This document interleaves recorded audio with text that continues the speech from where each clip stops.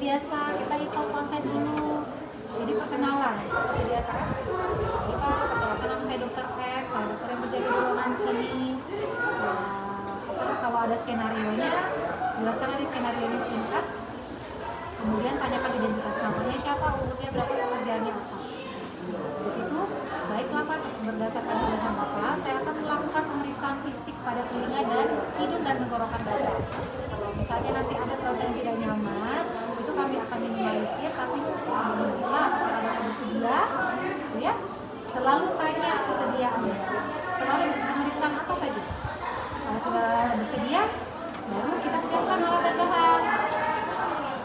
Ingat tadi pemeriksaan alat dan bahan, kita mulai dari telinga. Ingat semua apa yang kita butuh di telinga. Yang wajib adalah headlamp, apa lagi? Spekulum telinga, apa lagi? Spekulum otoskop. Itu saja pada telinga. Hidung apa lagi? Spekulum hidung. Spekulum hidung. Itu saja ya kalau dihitung spekulum hidung. Kalau di tenggorokan? Spatel lidah. Terus sama mirror drop. Nah, sama kita butuh tisu ya. Biasanya kita butuh memegang lidah pasien. Jadi kalau tidak ada spatel, kita bisa pegang lidah pasiennya. Ada gimana juga. Cuma memang orang THT itu nggak boleh jijikan karena dia berkaitan dengan sekret. Telinga tuh banyak sekret, telinga ini banyak sekret, jadi nggak boleh jijikan. Nah, terus ruangan nggak boleh terlalu, jadi semi terang. Kemudian wajib pakai headlamp. Kalau sudah setuju siapkan alat dan bahan, kita cuci tangan ya. Cuci tangan 6 langkah, keringkan, kemudian pakai handscoon, baru kita pakai headlamp. Sorry, sebelum pakai cuci tangan kita Headlamp dulu. pakai headlamp dulu. Jadi headlamp ini lampunya dengan mata kita tuh harus 15 derajat jaraknya. Jadi tidak boleh terlalu tinggi, harus ke bawah. Ini dilonggarkan dulu. Sesuaikan dengan Ukuran kepala. kita. Ini susah yang pakai kacamata. Jadi letaknya pas di glabella. Glabella yang mana? Glabella.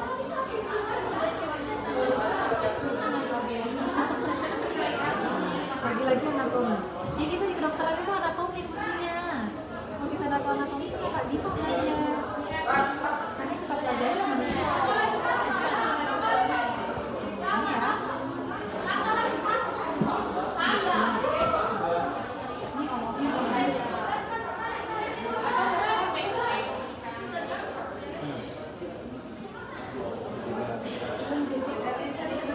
Nanti belajar memang supaya kalau nanti responsif tidak ada mandirinya kan? Ada dok. Anggaplah saya baru cuci tangan ya, saya belum pakai handscoon, jadi saya pakai headlamp dulu. Ada konde.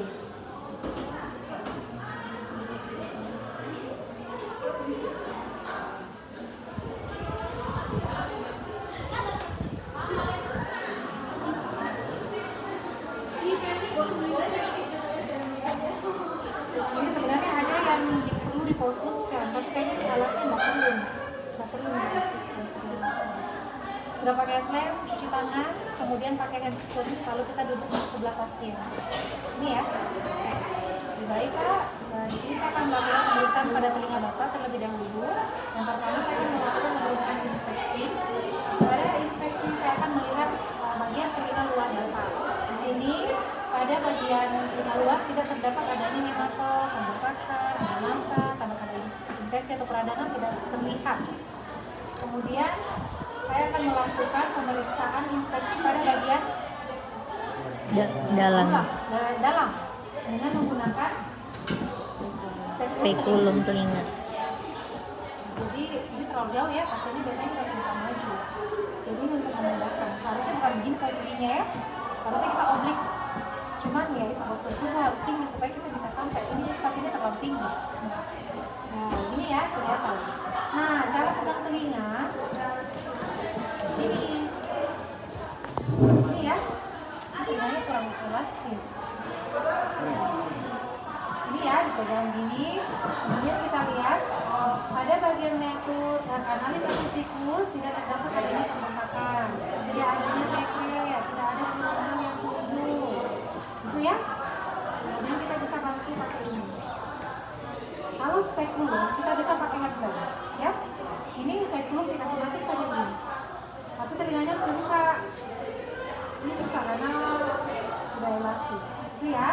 Yang kita lihat sama sampai ke membrana timpani. Nah, kalau untuk ini kita matikan. Kita tidak perlu pakai cahaya karena ini ada cahayanya.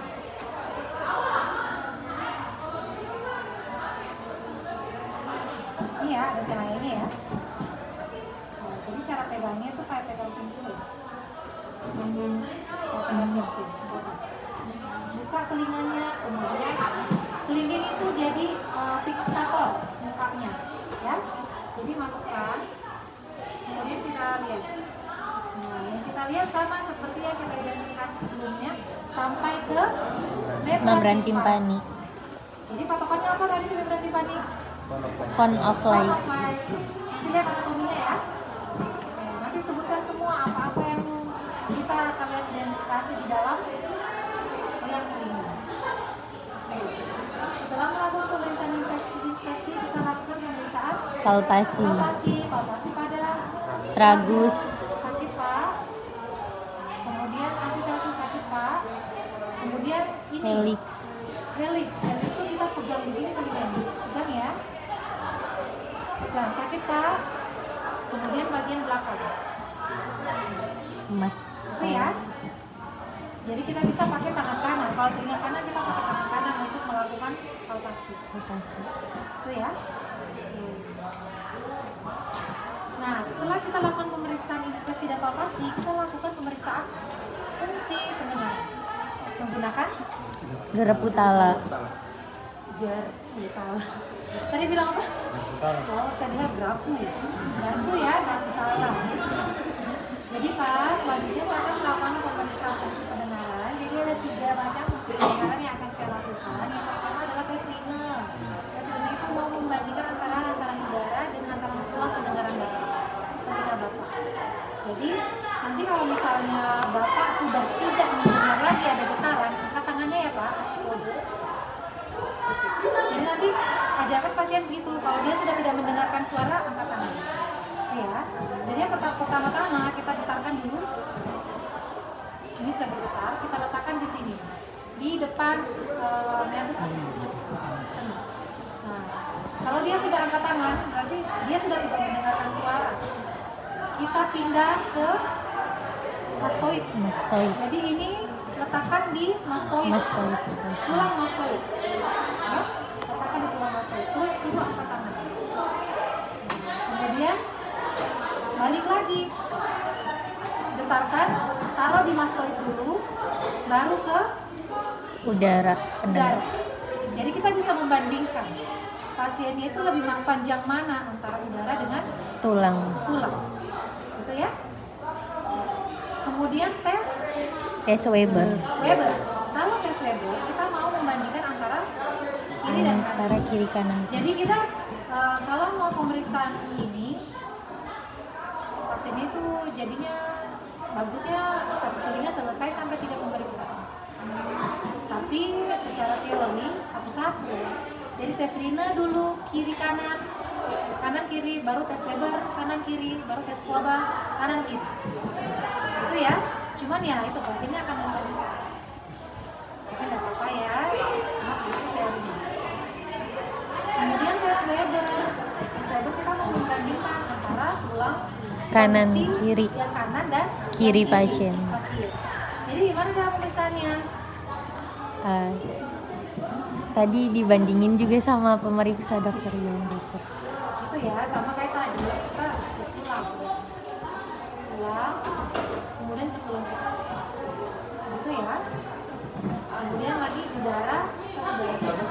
Kalau yang pertama tadi udara dan tulang, baru tulang ke udara pasien.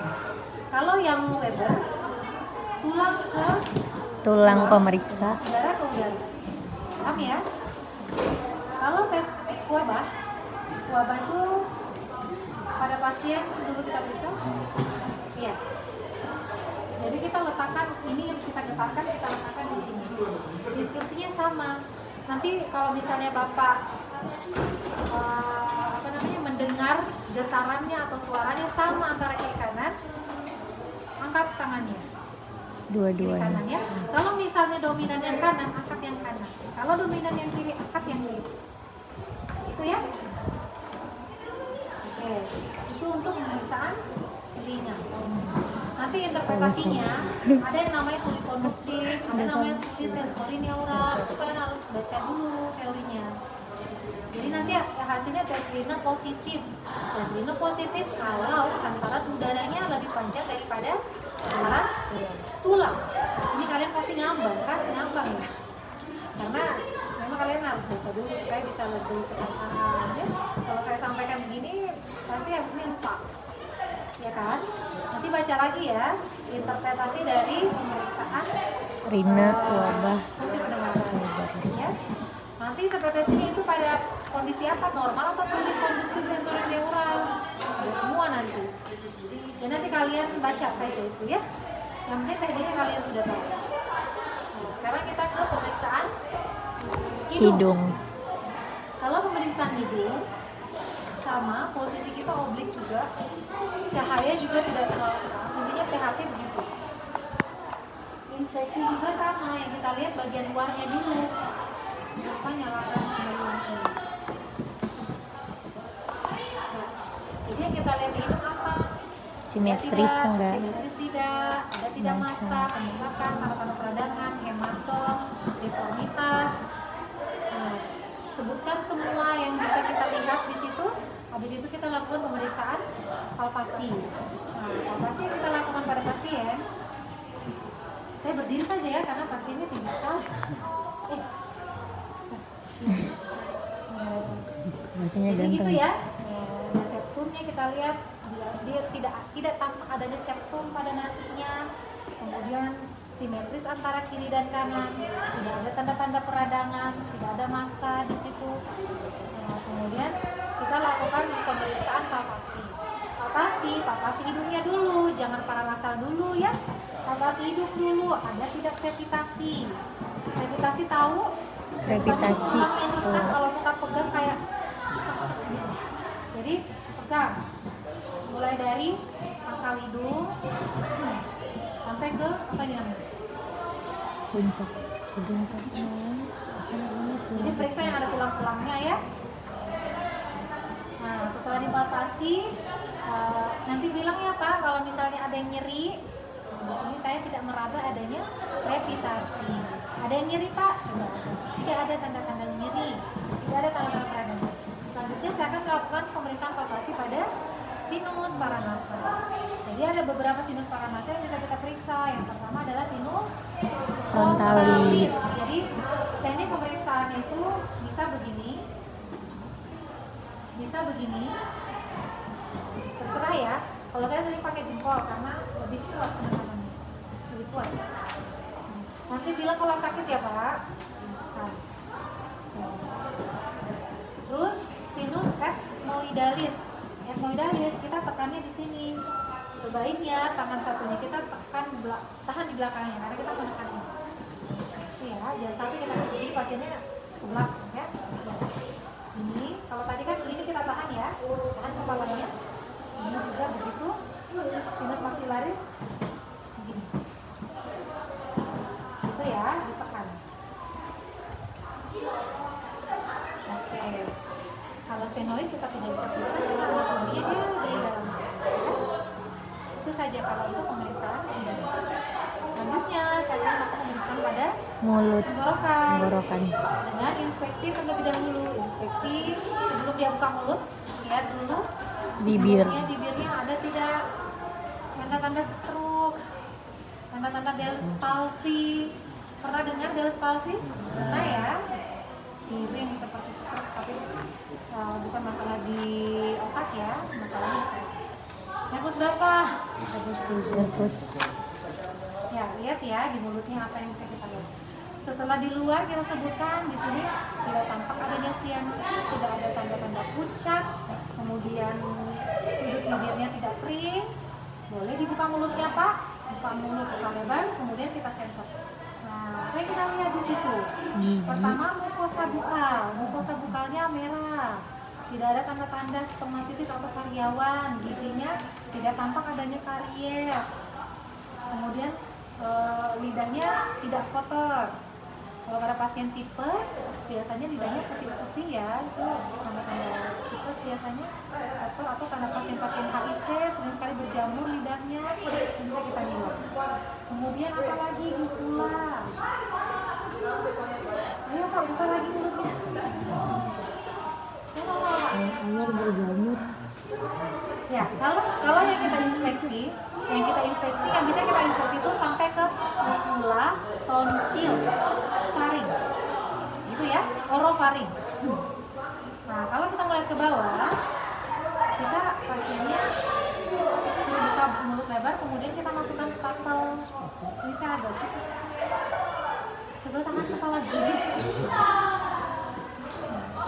Ya, jadi tangan yang tidak dominan pegang spatel, kemudian pasiennya buka mulutnya Pak, kan sedikit. Susah ya. Apakah kelihatan? Mardemer. Ini kelihatan ya. Oh. Ari. Agak keras ini kalau pasien betulan tidak sekeras ini lidahnya ya. Ini nanti dipotong betul Pak. Ini baru kelihatan dia punya uvula. Uvula tahu ya? Tahu. Tahu ya? Pernah lihat sendiri uvulanya? Pernah. Nah, ini ada uvula. Ini sebenarnya sendiri yang lihat. Ada uvula yang tengah kan, kemudian arkus, faring kiri kanan. Di antara arkus itu ada tonsil. Kalau dia Tonsil. besar kelihatan, tapi kalau dia kecil biasanya nggak kelihatan ya. Normalnya dia kecil, normalnya tidak kelihatan. Jadi kalau dia sudah mulai kelihatan, satu besar sedikit, P2 besar sedikit, P3. Kalau sudah sampai lewat tengah, P4. Nah, itu ya. Nah, kemudian sebutkan di sini uvulanya normal, tonsilnya normal, faringnya tidak hiperemis. Selanjutnya saya mau melakukan pemeriksaan pada faring dengan menggunakan Mirror drop. mirror drop. Hidung tadi kita nggak pakai ini. Nah. Lupa kan? Jadi inspeksinya tadi sebentar ya, kasih selesai dulu.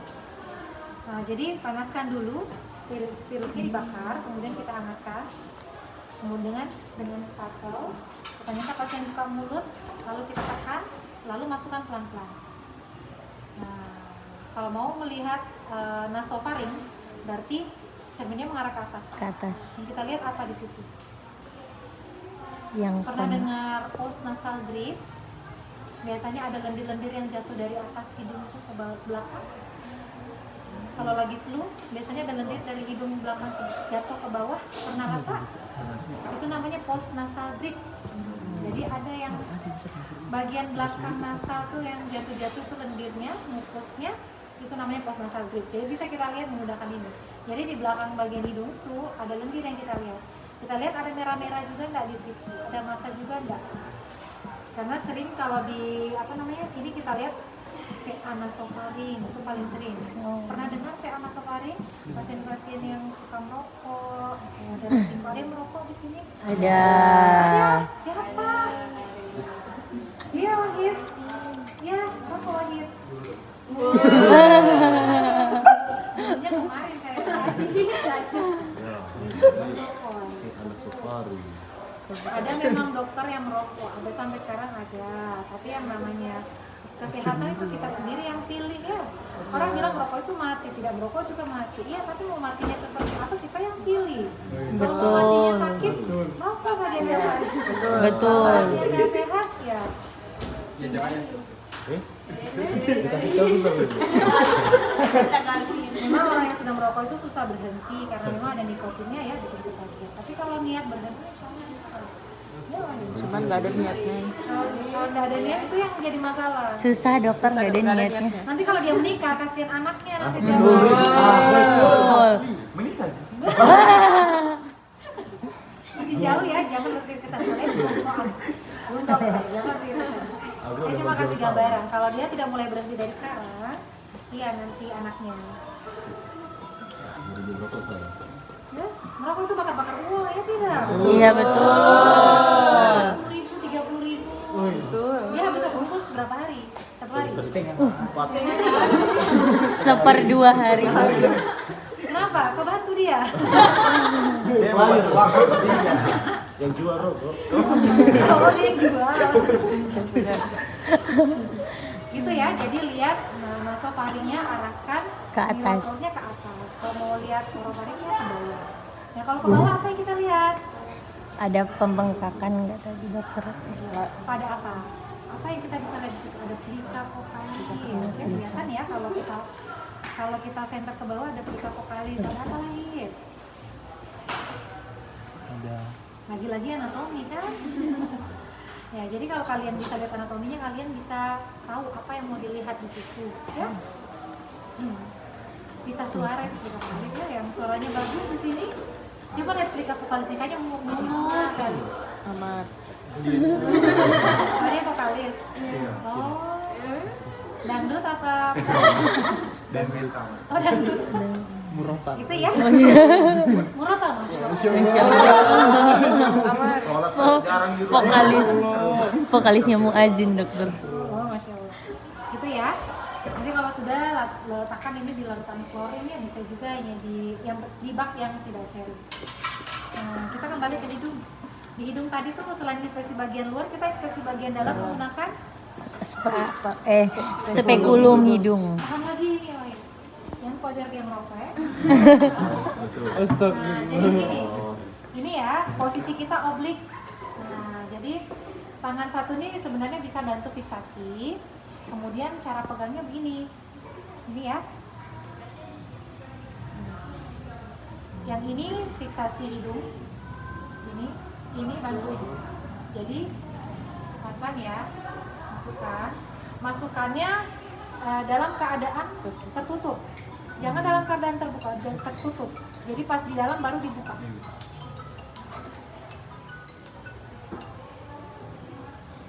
Tunggu sebentar ya. Halo.